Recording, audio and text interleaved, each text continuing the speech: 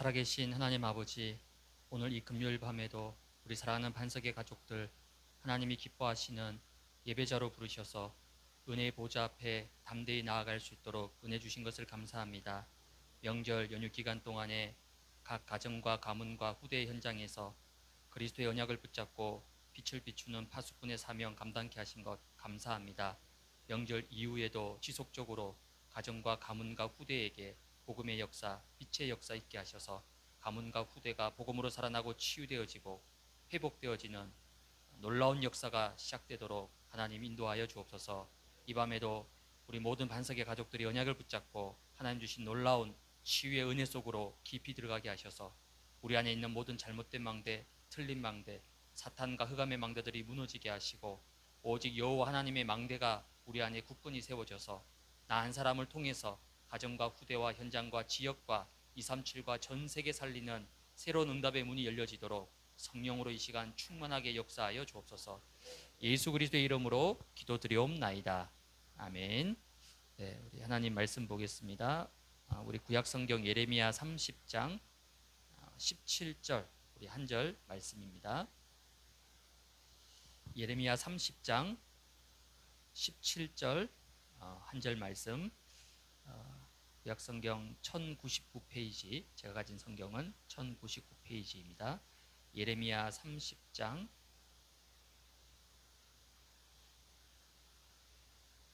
17절 한 절이니까 저와 함께 같이 우리 한 목소리로 17절을 합독하도록 하겠습니다. 여호와의 말씀이니라. 그들이 쫓겨난 자라 하매 시온을 찾는 자가 없은즉 내가 너의 상처로부터 새살이 돋아나게 하여 너를 고쳐 주리라. 아멘.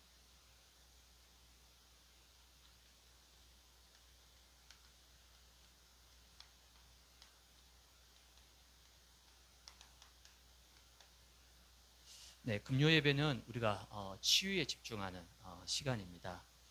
여러분의 영과 혼과 육이 언제 치유되느냐? 집중할 때입니다. 말씀에 집중하고 또 언약 붙잡고 합심해서 기도할 때에 놀라운 치유의 역사가 반드시 일어나게 됩니다. 그 다음 최고의 치유는 뭐냐면 바로 예배입니다. 예배보다 더 큰 치유의 역사가 없어요.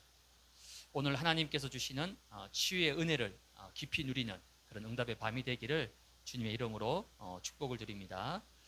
오늘 읽었던 이 예레미야서는 바벨론의 포로로 잡혀온 이스라엘 백성들에게 이제 곧 포로에서 해방되어서 다시 유다로 예루살렘으로 돌아가게 될 것이라는 하나님의 약속을 이 예레미야가 지금 선포하고 있는 거예요. 다시 유다로 돌아가서 너희를 처음과 같이 원래대로 내가 고쳐 낫게 하겠다, 치유하겠다 말씀하고 있어요. 왜냐하면 하나님의 백성이, 그렇죠? 여러분이 예를 들어서 만약에 대한민국에 살다가 한국에서 너무 살기 힘들어가지고 해외로 이민을 갔습니다. 그 이민 생활이요 얼마나 고달프고 힘든지 모릅니다. 우린 막 미국에 가면 와 막 성공했다는데요, 절대 그렇지 않습니다. 미국의 이민 생활 너무나 처참합니다.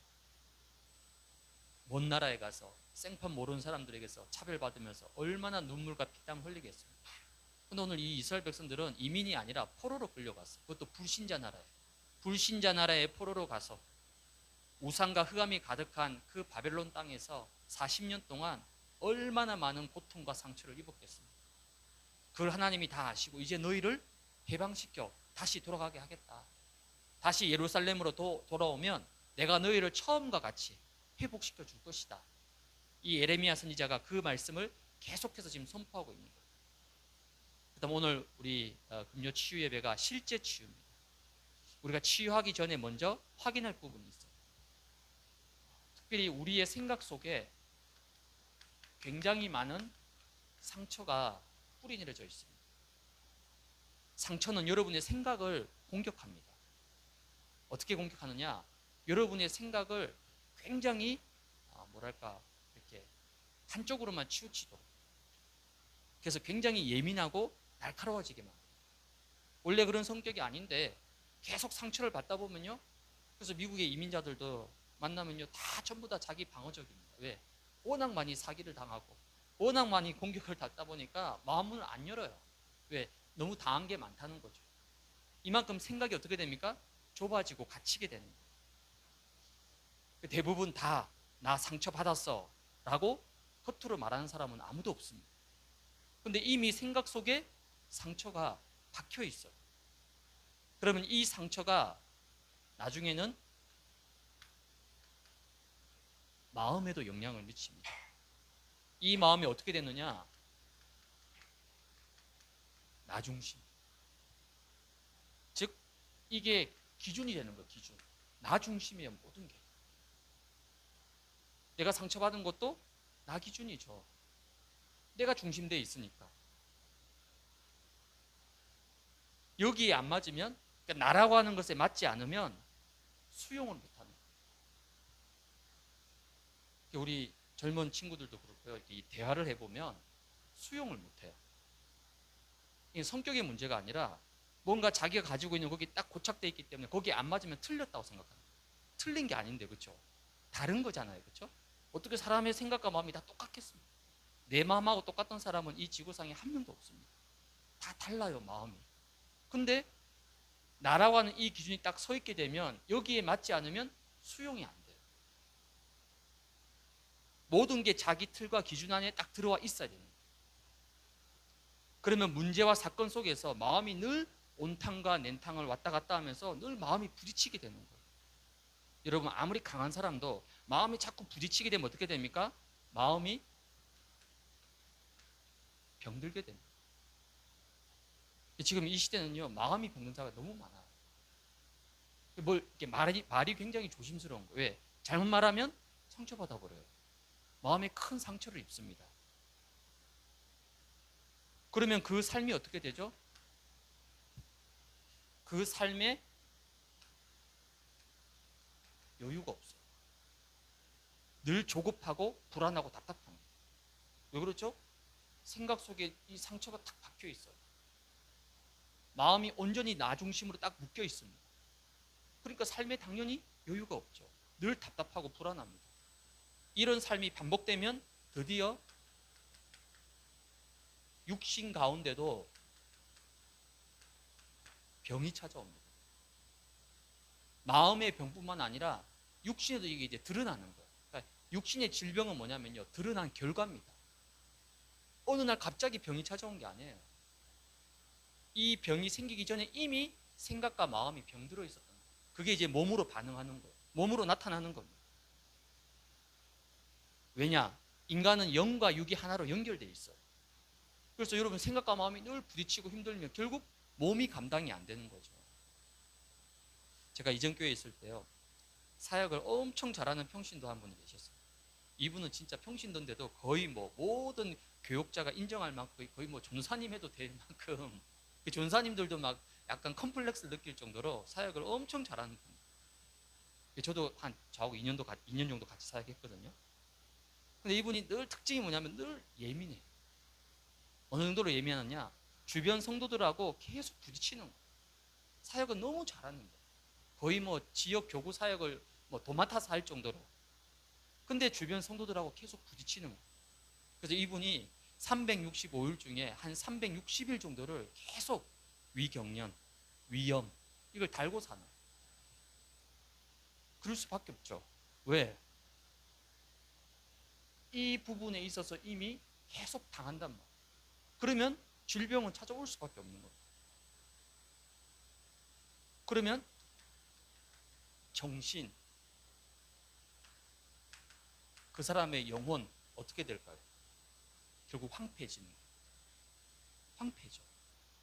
교회 다니는데, 신앙생활 나름대로 열심히 하는데, 사역도 하고 헌신도 하는데, 그 사람의 정신과 영혼은 시간이 갈수록 자꾸만 황폐해져 가는 거예요.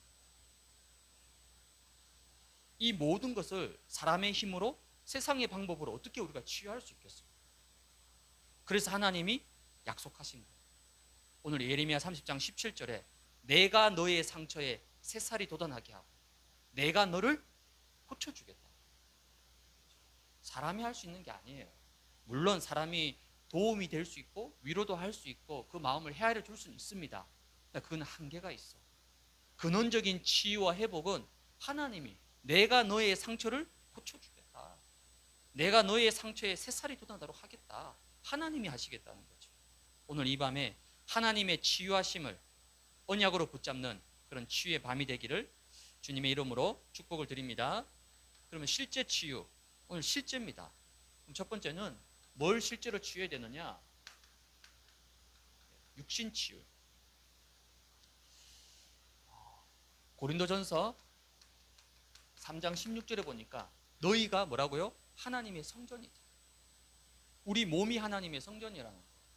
그래서 몸을 함부로 하면 안 되는 거예요. 우리 다락방은 굉장히 영적인 메시지잖아요. 모든 게 다 영적인 메시지다 보니까 육에 대해서는 좀 이렇게 낮게 보죠. 근데 육신 중요합니다. 왜 그렇죠? 너희가 하나님의 성전이다. 우리 몸이 하나님의 성전이에요. 고린도전서 6장 19절에 보니까 너희 몸은 너희가 하나님께로부터 받은 바 너희 가운데 계신 성령의 전인 줄을 알지 못하느냐. 너희는 너희 자신의 것이 아니라. 그러니까 내 몸이 내 것이 아니라는 거예요. 여러분, 몸을 함부로 하는 거는요, 그건 하나님께 반대되는 행위입니다. 그 자살은 뭐죠? 최고의 죄, 불신앙입니다. 왜? 하나님이 만드신 생명과 인생을 본인이 스스로 포기하는 거잖아요. 너희 몸은 너희 것이 아니라는 거예요. 즉 우리는 하나님의 것이에요. 그럼 내 몸도 마찬가지입니다. 내가 내 몸을 소중하게 여겨야 되는 거예요. 왜? 하나님이 만드셨기 때문에. 하나님의 성전이기 때문에. 그래서 육신 치유가 필요합니다. 무시하면 안 돼요. 창세기 3장 이전에는 죽음이 없었습니다. 그렇죠? 영생불멸이었어요. 근데 창세기 3장 이후로 죽음이 찾아옵니다. 질병이 찾아와요. 물론 우리가 육신 치유라고 해서 아플 수 있죠. 아플 수 있습니다. 저도 아픕니다. 그렇죠? 목사라고 해서 뭐 슈퍼맨처럼 안 아프고 건강하고 아닙니다. 오히려 목사님들이 막 암 걸리고 뭐 쓰러지고 당뇨 많고 오히려 목사님들이 더 골병 많이 듭니다. 아프지 말자 이 말이 아닙니다. 아플 수 있죠.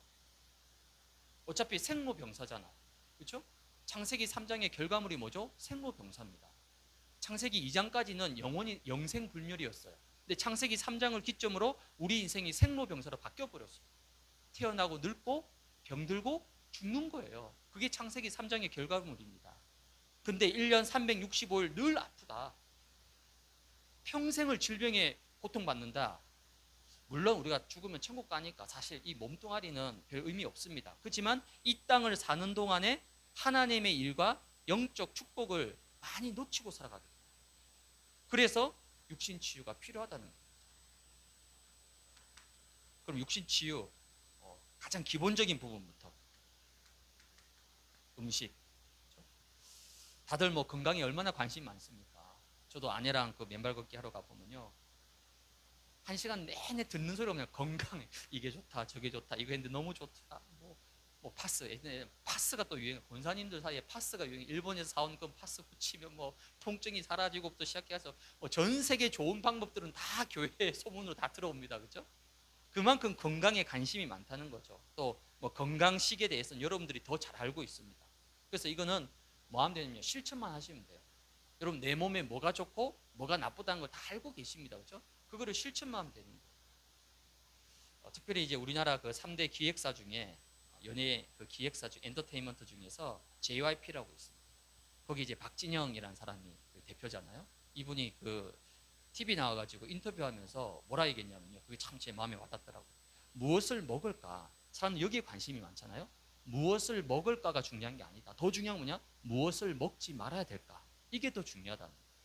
우리는 오늘 어떻게 하면 맛있는 거 먹을까? 좀 추석 명절 때 맛있는 거 많이 드셨죠? 예. 우리는 뭘 먹을까? 어떤 걸 더 맛있게 먹을까? 이게 이제 우리의 관심사인데 이 박진영 뭐라 하냐면 반대로 무엇을 먹지 말아야 될까? 그게 더 중요하다는 거예요. 그래서 여러분 음식을 잘 조절하고 조금만 구분하면 건강에 굉장히 많은 도움이 될 수가 있어요. 두 번째는 호흡입니다. 여러분 호흡이 왜 중요하냐면요, 우리 몸에 이 독소가 굉장히 많습니다. 우리 몸에 굉장히 활성산소가 많이 있어요. 이거를 빼내야 되는데 흔히 디톡스도 한다 그렇게 하잖아요. 근데 아무리 디톡스를 해도 대소변, 운동, 땀으로 빠지는 독소는 전체 16%밖에 안 돼요. 2시간, 3시간 땀 흘리고 유산소도 실컷 해도 땀으로 빠져나가는 독소는 10%도 채 안 됩니다. 그럼 나머지 80%는 뭐로 빠져나가느냐? 호흡으로 빠져나가요. 그래서 호흡이 중요하다는 거예요. 이런 중요한 호흡을 만약에 짧게 하면 어떻게 되겠습니까? 부족하겠죠, 산소가. 호흡이 짧으니까. 그래서 이제 호흡이라 해서 우리가 늘 들어왔던 것처럼 천천히 들이쉬고 천천히 내뱉는, 그래야지 충분히 산소가 내 몸에 들어오게 되는 거죠. 여러분 뭐 예전도 뭐 유목사님 몇 번 이해하셨는데 개, 그렇죠? 강아지 얼마나 귀엽습니까? 그 귀여운 강아지가 1분에 30회 호흡, 2초에 한 번씩 하는 거죠. 근데 거북이는요 1분에 3번, 그러니까 20초에 한 번씩. 그 결과 개는 몇 살 살까요? 20년 넘기기 힘들잖아요, 그렇죠? 근데 거북이는, 오래 사는 거북이는 100년도 넘습니다. 그래서 뭐 호흡은 워낙 많이 들었기 때문에 여러분들이 조금만 실천하시는 거예요. 특별히 아침에 여러분 이게 굉장히 중요합니다. 여러분이 잠자는 동안에 아무리 입을 벌리지 않고 입을 딱 다물고 뭐 테이프 붙이고 잠을 자도 잠자는 동안에는요 산소가 충분히 공급되지 않아요. 왜? 잠자는 습관들이 다 있기 때문에. 잠자는 동안에 많은 것을 잃어버리게 돼요. 그래서 아침에 딱 일어났을 때 특히 이게 굉장히 중요해요. 내 몸에 산소를 맞춰야 되는 거예요. 그래서 아침에 일어나서 여러분이 조금만 환기시키고 뭐 공기청정기 있으면 그거 좀 틀고 해가지고 충분히 조금 호흡을 해서 밤에 잃어버렸던 산소와 모든 것들을 에너지를 이렇게 회복할 수 있는 그런 호흡을 좀 누리시면 좋고요. 또 몸이 좀 피곤하다 힘들다 할 때는 다른 게 아닙니다. 산소가 부족해서. 그래서 여러분 호흡을 뭐 우리가 뭐 유목사님처럼 24시 할 수는 없지만은 그래도 좀 중간중간 중요한 타이밍에는 호흡을 통해서 충분히 여러분 회복할 수 있는 이런 축복을 누리시기 바랍니다. 세 번째는 운동입니다. 내 몸에 맞는 운동이 중요해요. 요즘은 보니까 뭐 슬로우 조깅, 요즘 뭐 뛰는 게 열풍이잖아요, 그렇죠? 근데 막 무조건 뛰는 게 다 좋은 것 같지는 않고, 특히 우리 이제 나이대가 있으니까 좀 슬로우, 그러니까 뛰는 것 걷는 것 같이 뛰는 그런 슬로우 조깅이 요즘 굉장히 유행한다라고 하더라고요. 그래서 운동에 관련된 뭐 유튜브 미디어 너무 나와 있으니까 내 몸에 맞는 것을 찾아서 꾸준하게 하는 것이 꼭 필요합니다. 사실 우리 뭐 여자 장로님, 권사님들은 주로 숨쉬기 운동만 하시잖아요. 숨쉬기 운동 하시고 말씀 운동 하시고 전도 운동만 하시는데, 물론 그것도 좋지만은 내 몸을 살리는 건강, 특히 우리 여자분들은 이제 근력이 꼭 필요합니다. 그래서 근력 운동은 기본적으로 조금씩 해줄 수 있는 그런 부분들이 꼭 필요합니다. 그래서 사실 제가 목사인데 뭐 의사도 아니고 제가 뭐 음식에 대해서 호흡에 대해서 전문인이 아니기 때문에 너무 뭐 깊게 얘기할 필요는 없을 것 같고요. 그럼 왜 이렇게 육신 치유가 중요하느냐? 고린도전서 6장 20절에 보니까 하나님께서 값을 치르고 여러분을 사셨다고 말합니다. 그러니까 십자가에서 주님이 핏값을 주고 지불하고 여러분을 사셨잖아요. 여러분을 건지셨잖아요. 그런즉 너희 몸으로 하나님께 영광을 돌리라. 너희 몸으로 하나님께 영광을 돌리라. 그래서 뭐 우리가 아프지 않고 뭐 무조건 건강하자 그런 말이 아니고요. 우리 육신에 찾아오는 웬만한 질병들, 이런 부분들은 충분히 이 세 가지로 어느 정도 효과를 보고 치유할 수 있습니다. 왜? 우리에겐 영적 비밀이 있기 때문에, 복음의 비밀이 있기 때문에, 복음 안에서, 그리스도 안에서 이 부분을 조금만 여러분이 회복하시면 충분히 치유되고 회복될 수 있습니다. 두 번째 실제 치유는 이제 정신 또는 마음 치유입니다. 마음과 생각이 참 중요하죠. 사탄이 우리의 어디를 제일 먼저 공격하냐면요, 사실 이 부분, 여기죠, 여기. 이 부분을 무너뜨리면 어떻게 됩니까, 여러분? 이 부분이 무너져 버리면 어떻게 되죠? 은혜 못 받습니다. 예배 아무리 드려도 말씀이 귀에 들어오지 않아요. 찬양을 불러도 찬양이 입에서 맴돕니다. 기도하려고 앉아도 절대 기도되지 않아요. 이걸 사탄이 제일 잘 알고 있는 거예요. 그래서 여러분의 생각과 마음을 무너뜨립니다. 시험 들게 만들고, 상처받게 만들고, 불신앙하게 만들고. 왜? 그러면 은혜 못 받는 거 사탄이 너무 잘 알기 때문에. 그래서 항상 이 부분을 사탄이 제일 먼저 타겟으로 삼아서 공격합니다. 시편 43편 5절에 보니까 내 영혼아 어찌하여 낙심하며 어찌하여 내 속에서 불안해하느냐. 너는 하나님께 소망을 다. 어찌하여 낙심했느냐. 어찌해서 불안해하느냐. 이 다윗의 고백이잖아요. 다윗도 사람이잖아요. 다윗이 인생의 3분의 1을 쫓겨다녔습니다. 그것도 아무 죄가 없는데, 그것도 장인어른이잖아요. 사울의 딸과 결혼했으니까 그 장인어른이 자기를 죽이겠다고 군사 수백 명을 풀어가지고 계속 쫓아오고 들로 산으로 늘 도망쳐 다녔습니다. 몇 번이나 죽을 뻔했잖아요. 그렇죠? 사울이 막 창을 던지고. 그런 고난과 위기를 겪으면서 어떻게 마음이 낙심하지 않을 수 있겠습니까? 다윗의 마음속에 왜 불안과 염려가 없겠어요? 그래서 내 영혼아 어찌하여 네가 낙심하느냐. 여러분이 낙심하고 힘 빠지고 불안하고 불신앙하면요, 여러분 속에 계신 성령께서 탄식하십니다. 그렇죠? 성령께서 말할 수 없는 탄식으로 너희를 위해서 기도하신다고 말씀하시죠. 그래서 너는 뭐 하라고요? 하나님께 소망을 두라. 잠언 17장 22절에 보니까 마음의 즐거움은 양약이라도 심령의 근심은 뼈를 마르게 하는다. 마음의 즐거움이 양약이라는 거예요. 여러분 뭐 녹용, 삼삼 뭐 아무리 좋은 거 다 드셔도 마음에 늘 불안, 염려, 근심, 걱정 가득 차 있으면요, 그 좋은 몸에 좋은 거 아무 소용 없습니다. 마음의 즐거움이 양약이라잖아요. 반대로 심령을 근심하는 것은 뼈를 마르게 하는 거예요. 이거 굉장히 과학적인 거예요. 그래서 마음과 생각을 움직이고 지배하는 것이 뭡니까? 그게 바로 사람의 뇌입니다. 마음 치유의 가장 중요한 부분이 뇌예요. 뇌. 생각하는 거, 말하는 거, 행동하는 것, 이 모든 것이 뭐를 통해서 전달됩니까? 뇌를 통해서 다 전달되는 거예요. 여러분 지금 막 분노가 치밀어 올랐다, 머리에 뚜껑이 열렸다, 그거 어떻게 전달되죠? 뇌를 통해서 다 전달되는 거예요. 여러분 뇌를 통해서 여러분 세포 마디마디에 다 이게 전달되는 거예요. 여러분 신경, 감각 모든 게. 그래서 그 어느 과학 채널을 보니까 시험 나왔잖아요.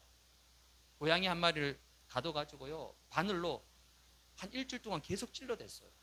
그 고양이 어떻게 됐습니까? 말라 죽어버렸어요. 하물며 사람이 생각과 마음이 계속 부딪히고 고통을 받고 상처를 받고 계속 아픔을 겪으면 어떻게 됩니까? 뼈가 이게 손상될 수밖에 없는 거예요. 그래서 불신자들은 명상하잖아요. 명상, 마인드 컨트롤합니다. 물론 그게 이제 귀신의 역사긴 하지만, 근데 우리는 명상이 아니라 우리는 뭐죠? 묵상이에요. 묵상이 뭡니까? 뇌를 살리는 거예요. 그래서 중독자들은 아무리 치유 안 됩니다. 여러분. 마약 아무리 뭐 상담을 받고 어디 뭐 들어가서 한 달 동안 두 달 동안 합숙해 보십시오. 그때는 돼요. 제가 대만에 이전교회 있을 때 대만을 5년 동안 매년 한 1년에 한 세네 번씩 가서 캠프하고 집중훈련하고 한 열 몇 번 갔습니다. 그 대만에 가면 마약 치유센터 있습니다. 그 선교사님이 사역하시는 곳이고, 거기에 보면 여자 자매 숙소, 남자 숙소 따로 돼 있습니다. 그 자매 숙소는 아파트 한 두 개 이 홀을 빌려가지고 합쳐가지고 거기서 이제 한 열 몇 명이 합숙생활 하는 거예요. 그분들이 거기 왜 들어왔죠? 치유받으려고. 그 안에 있을 땐 치유가 돼요. 왜? 아침에 일어나서 밤 잘 때까지 계속 성경 쓰고 찬양하고 하니까 괜찮아요. 근데 문제는 뭐죠? 거기 나가버리면 또 자기도 모르게 또 손에 바늘이 꽂혀 있습니다. 뇌에 각인되어 있는 거예요. 마약이. 도박 마찬가지입니다. 뇌에 각인되어 있어요. 그래서 뭐 우리가 영화 보면 뭐 손가락 자르고 그 아무리 해도 소용없습니다. 왜? 뇌에 박혀 있기 때문에 절대 끊을 수가 없는 거예요. 게다가 지금은 뭡니까? 정신병 시대입니다. 정신병 시대. 우울증, 공황증, 강박증 심각합니다. 지금. 겉으로는 멀쩡하죠? 아닙니다. 좀 과격한 말로 누가 정신병자일지 몰라요. 구분이 안 갑니다. 겉으로 보면 정상인이에요. 제가 예전에 어디죠? 관악 지역에 가서 대림동 근처에 있는 거기서 지역 캠프를 하는데요. 그 초등학교 학교 앞에 그 아이들 다 등교하고 나서 이제 엄마들이 주로 데리고 와서 아이들 이제 학교 등원시키고 어머님 다 돌아가시잖아요. 근데 그 정문 앞에 어떤 어머니가 애 들여보내고 나서 계속 서 있는 거예요. 그래서 저는 아이 뭐 주려고 하나 보다. 아니면 아이 뭐 기다리는데 학교 끝날 때까지 그 지역 사역자예요. 저 엄마가 지금 이 동네에서 소문난 사람. 아이가 2시, 3시 반 나올 때까지 계속 학교 정문에 서 있어요. 그러니까 그 주변에 있는 아이들 엄마들이 수근거리잖아요. 좀 이상하잖아요. 왜 그러냐 알아보니까요, 이분이 불안해가지고 혹시 아이한테 무슨 일이 생길까봐 아이가 나올 때까지 하루 종일 서 있는 거죠. 아침에 데려다 주고 그때부터 시작해서 계속 교문에 서 있는 거예요. 애 나올 때까지 잡혀 있는 거예요. 강박증이. 불안해서 견딜 수 없는 거예요. 신경 안정제를 먹지 않으면 이게 해소가 안 되는 거예요. 의외로 여러분 약 먹는 사람 굉장히 많습니다. 그만큼 지금 이 시대는 정신병 시대예요. 이게 다 뭐죠? 여기서 시작된 거예요. 그렇다면 이 뇌를 어떻게 치유해야 되느냐? 이 뇌는 오직 하나님의 말씀으로만 치유될 수 있습니다. 오직 복음의 능력으로만 가능한 겁니다. 그래서 뇌를 살리는 게 뭡니까? 그게 바로 기도입니다. 어떤 기도죠? 하나님을 향한 집중. 하나님께 집중하는 기도. 그게 바로 뭡니까? 24시입니다. 24시. 24시 내 영혼이 하나님을 향할 때, 24시 내 생각과 마음이 하나님을 향할 때에 나의 뇌가 치유되고 살아나는 거죠. 그럼 어떻게 기도에 집중하면 됩니까? 그냥 막 무조건 막 기도 많이 해야 됩니까? 아닙니다. 하나님이 주신 것을 가지고 우리가 24 해야 됩니다. 하나님 주신 게 뭐죠? 언약. 언약입니다. 하나님은 언약의 하나님이세요. 하나님은 말씀으로 모든 것을 역사하시고 이루어 나가십니다. 그래서 우리의 기도는 뭡니까? 언약 붙잡고 기도하는 거예요. 하나님이 나에게 주신 그 말씀을 붙잡고 기도하는 거죠. 그게 언약 기도입니다. 그리고 그리스도 안에 감춰진 하늘과 땅의 모든 지혜 지식의 보화 비밀, 이거 누리는 거예요. 그리스도를 누리는 기도. 그리고 예수님께서 직접 가르쳐 주신 7망대, 7여정, 7이정표. 사실은 이게 뭐죠? 성경 66권에 모든 게 다 들어가 있는 거예요. 저는 뭐 메신저를 막 이렇게 하는 게 아니라, 저도 신약을 공부한 사람이잖아요. 신약을 공부한 사람으로서 양심적으로 봤을 때는요, 저는 이게 성경 66권을 다 담아놓은 거라 생각해요. 모든 언약이 다 들어있습니다. 그리스도의 비밀이 담겨져 있어요. 7망대 여정 이정표 내용이 다 담겨져 있습니다. 아니, 이거 누리는 기도가 제일 좋은 기도 아닙니까? 다른 게 뭐가 필요합니까? 이게 전부 다인데, 이거 다 가르쳐 주셨는데, 예수님께서. 그래서 이걸 붙잡고 여러분들이 뭐 하면서, 이거 가지고 여러분 일하면서 기도 얼마든지 할 수 있습니다.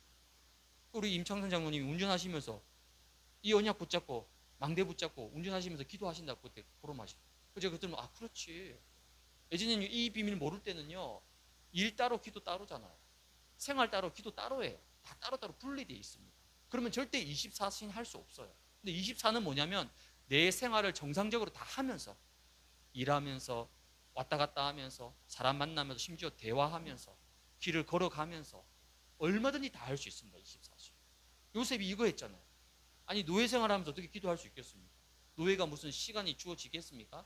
아침부터 잘 때까지 일만 해야 되는데. 근데 요셉은 그 속에서도 24, 여호와께서 요셉과 함께 하시는 거예요. 그 함께 하신다는 말은 이걸 요셉이 24시간 누렸다는 거예요. 노예 생활 하면서. 그래서 여러분의 생각과 마음과 영혼이 하나님이 주신 것을 가지고 24 기도에 집중할 때에 여러분 뇌가 살아납니다. 뇌가 치유되는 거예요.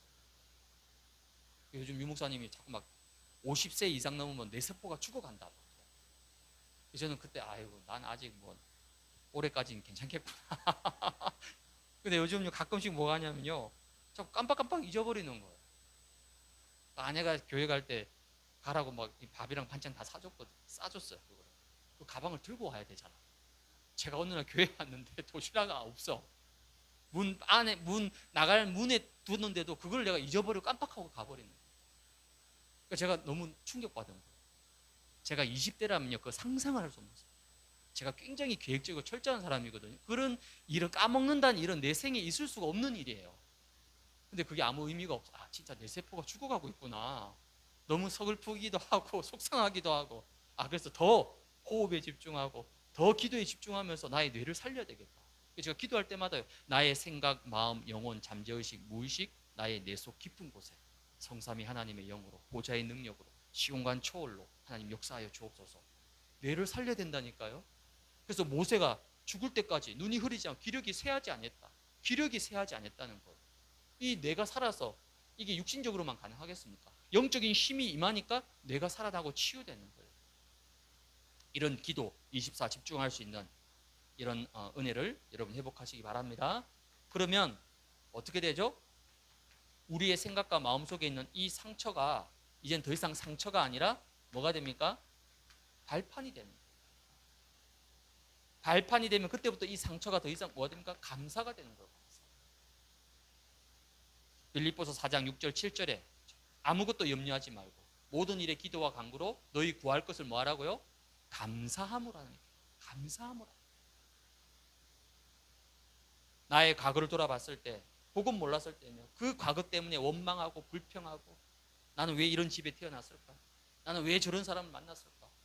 모든 게 불평 원망이었어요. 근데 복음 깨닫고 나니까 그 모든 과거가 뭡니까?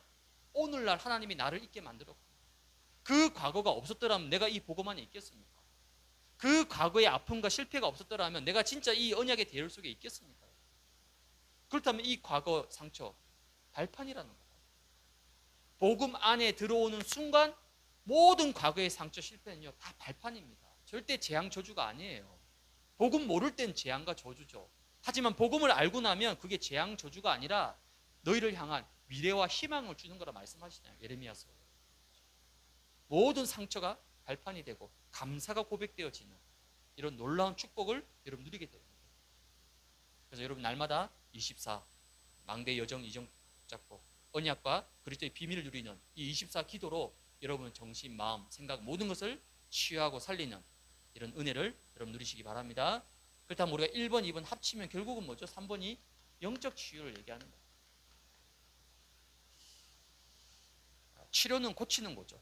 좀 낫게 하는 겁니다. 근데 성경은 치료가 아니라 치유를 약속하셨어요. 세상과 병원과 과학이 할 수 없는 것, 그게 치유입니다. 치료는 병원에 가서 하면 돼요. 의사의 그 가이드를 따라서 인도받으면 됩니다. 그러나 성경은 치유를 말씀하고 있는 거예요. 왜 치유입니까? 우리는 영적 존재잖아요. 의사는 육신적인 것만 알고 눈에 보이는 것만 알지, 눈에 보이지 않는 세계가 더 큰데요. 눈에 보이지 않는 게 더 큰데 이거는 알지 못하는 거예요. 그래서 우리 인간은 철저하게 영적 존재이기 때문에 영적 치유가 필요한 거예요. 그럼 영적 치유를 뭐로 합니까? 하나님의 말씀. 어떤 말씀입니까? 창세기 1장 1절에 태초에 하나님이 천지를 창조하시니라. 뭐로 창조하셨죠? 하나님의 말씀으로. 창세기 1장 3절부터 빛이 있으라 하심에 하나님 말씀하셨잖아. 말씀하신 그대로 빛이 있었고 이르시되 가라사대 다 하나님이 말씀으로 창조하셨다. 그래서 요한복음 1장 1절에는 이 말씀이 곧 뭐라고요? 하나님이시다. 하나님이신 말씀이 여러분의 뇌 속에, 여러분의 생각과 마음과 영혼 속에 임할 때에 모든 것을 살리는 참된 영적 치유의 역사가 일어나게 되는 거죠. 사복음서 보십시오. 예수님이 어떻게 치유하셨습니까?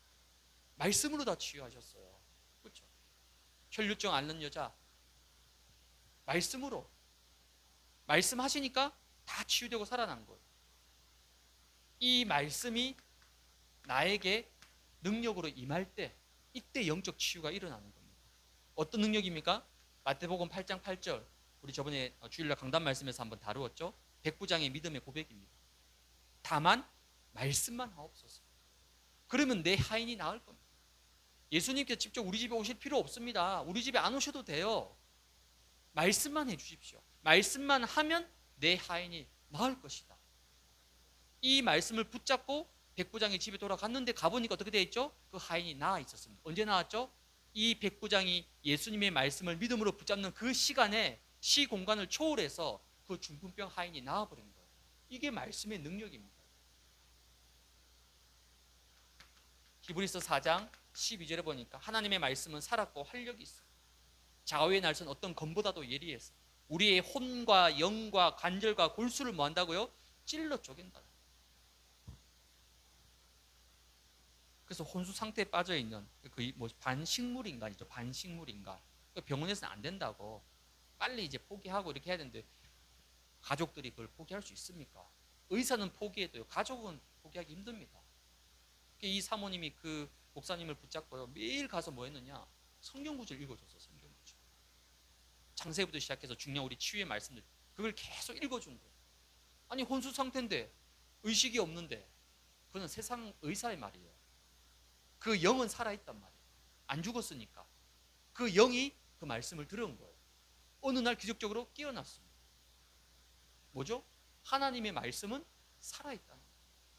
활력이 있다는 거예요. 혼과 영과 관절을 골수를 찔러 쪼갠다는 거예요. 그게 하나님의 말씀입니다. 좌우의 날선 검이에요. 이 세상의 모든 칼은 한쪽만 날이 있잖아요. 유일하게 하나님의 말씀은 양쪽의 날이 다 있는 거예요. 그래서 어떤 말씀이든지 내가 이 말씀을 하나님의 말씀으로 믿고 붙잡으면 하나님의 능력이 말씀을 통해서 내 생각과 마음과 영혼 속에 임하게 된다는 거예요. 그게 영적 치유의 시작입니다. 그래서 에스겔 37장 여러분 아시는 것처럼 마른 뼈 언제 살아났습니까? 말씀을 대언하고 생기를 불어 넣었을 때 마른 뼈는 죽은 거잖아요. 생명이 없는 거예요. 그 마른 뼈가 살아났습니다. 에스겔 47장에 성경에서 흘러나오는 물이 흘러들어가는 것보다 강, 바다 모든 생명체가 다 살아났습니다. 그래서 말씀으로 안 되는 건 없습니다. 그걸 믿음이라고 합니다. 에이 목사님 그래도 우리 가족은 안 돼요. 우리 아이들은 안 돼요. 그건 여러분의 불신앙입니다. 하나님이신 말씀이 안 되는 겁니까 그러면? 문제는 시간표의 문제지. 시간의 문제지. 여러분이 말씀 붙잡고 이 말씀의 능력을 붙잡고 나에게, 여러분 가정에, 여러분 현장에 전달하고 선포하고 기도하고 하면요 반드시 말씀이 능력으로 역사해서 모든 것을 살리고 취하게 돼 있다니. 그렇다면 이제 하나님의 말씀의 능력이 이제는 내 안에 어떻게 돼야 돼요? 내 안에 각인되고 내 안에 뿌리 내리고 내 안에 체질이 돼야 돼요. 영적 치유. 여러분 다른 사람 치유하려고 하지 말고 하나님의 말씀이 나로부터 시작되면, 나에게 먼저 시작되면, 나에게 시작된 하나님의 말씀이 내 가족들, 내 자녀들, 내 남편, 내 주위의 모든 사람에게 살리게 되는 거죠. 그래서 하나님은 그 능력의 말씀이 여러분에게 먼저 각인되고 뿌리 내리고 체질되기를 원하십니다. 이런 응답의 축복을 여러분 누리시기 바랍니다. 그럼 어떻게 하면 내 안에 각인 뿌리 체질이 될 수 있는가? 그 내용이 바로 오늘 결론, 강단에 집중하는 만큼 하나님의 말씀이 여러분에게 각인되어집니다. 각인된 말씀과 귀로만 들은 말씀은요 평소에는 별 차이 없어요.